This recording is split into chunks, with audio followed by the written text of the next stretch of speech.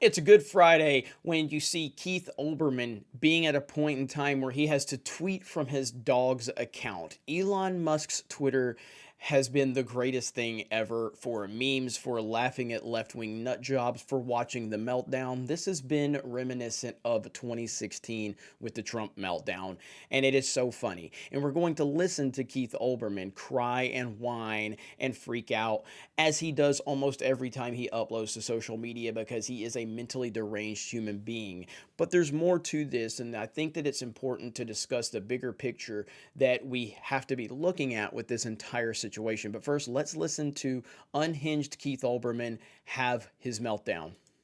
Hey, I don't know if this got any publicity anywhere, but apparently I've been permanently banned from Twitter by Elon Musk for not doing something he claimed he would never ban anybody for doing.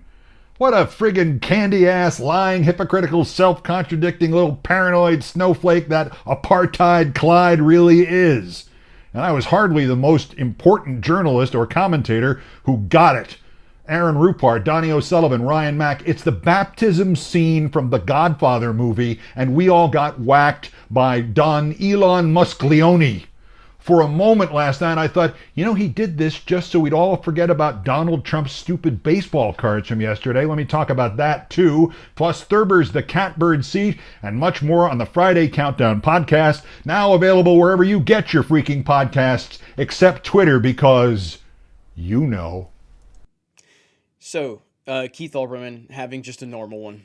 It's a normal day for Keith Olbermann when that happens. And yes, it is funny. I'm having a blast watching these journalists melt down and cry and lose their minds, especially considering if not all of these, at least most of these journalists are the same people that were celebrating when anyone that got banned that they disagreed with, they would celebrate it and they would say, private company, they can do what they want. Oh, if you don't like it, build your own. We saw that narrative so much for the last few years. And now seeing them crying about the very thing that they were celebrating just a few years ago is peak hypocrisy at its finest, and I love it. But if we're thinking beyond the memes and thinking beyond the jokes, there is bigger ramifications that goes with this.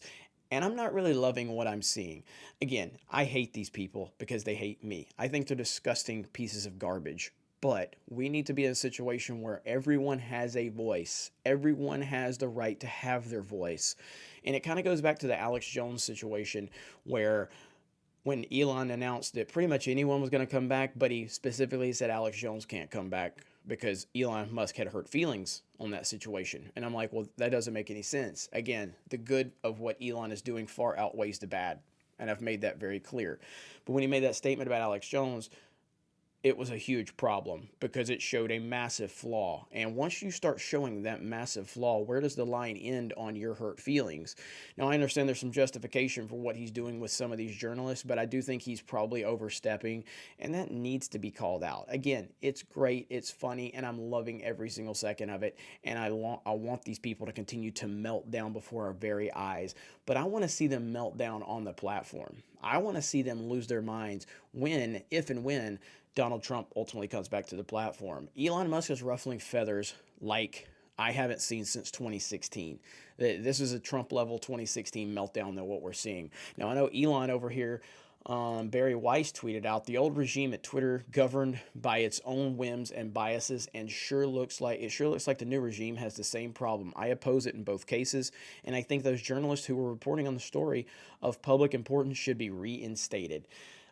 She said she talked about writing about it here. Elon responded and said, what should the consequences of doxing someone's real-time exact location be? Assume your child is at that location, as mine was.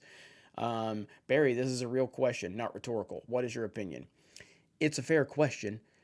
I just think that it's something that needs to be addressed. Overall, the net positive is huge with Elon owning Twitter. And while I have criticisms, minor criticisms for what he's doing in some cases, my praise is overwhelming in the positive direction. And no one is going to be perfect and nothing is going to be perfect. Overall, I love what he's doing. I just hope that he's able to dial some of this back because it will have long-term ripple effects if it's not addressed. Short-term gain, long-term loss, in my opinion, and how this is being operated. There is context to it 100%. And maybe if he wouldn't have publicly multiple times stated that Alex Jones wasn't going to come back because of his hurt feelings, maybe I wouldn't be so alarmed by some of this stuff. But the fact is he has shown a massive flaw. You can't preach about free speech and then not let Alex Jones come back because your feelings are hurt. That's a problem.